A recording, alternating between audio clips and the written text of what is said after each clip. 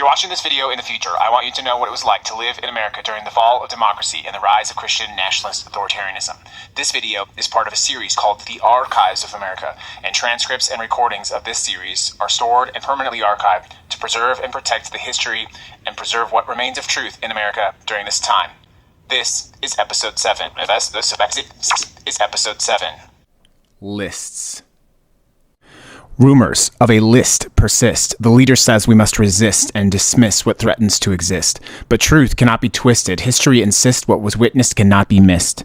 The harder they insist, the more we desist, the more these shadows persist. For some secrets refuse to be dismissed, and those who once coexisted with evil will find their past cannot be wished away or fixed. But these are not the only rumors.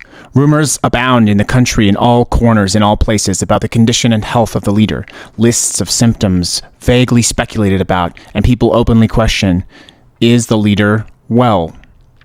Well, the country is not. And the lists of items purchased at grocery stores is shrinking as the national economy is weakening, but people seem unwilling to mention this out loud. What will happen when the truth is finally released? Recession? Depression? Something worse?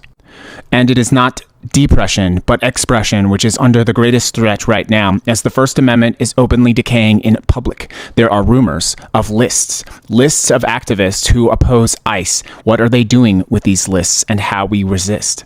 These questions exist simply to terrorize us.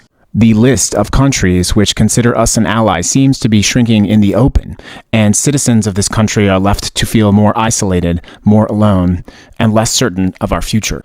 The list of detention facilities and atrocities committed against the people they hold is growing, and it is not slowing. People wonder, how can we stop this when even our elected officials are denied access to these facilities? There is a haunting rhyme of the past, these places, the faces that we do not see. What is happening behind those doors we do not know, but is certainly horrible. Still, with all of this uncertainty and rumor, there exists a resistance which is growing in the shadows, growing like a weed. More and more of this country is waking up to the atrocities being committed in our names, but we wonder openly, is it too late? What if we cannot turn this around?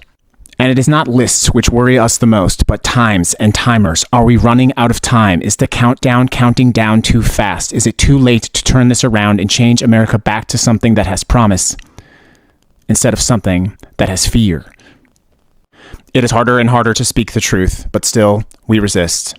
This is the Archives of America. This is episode 7.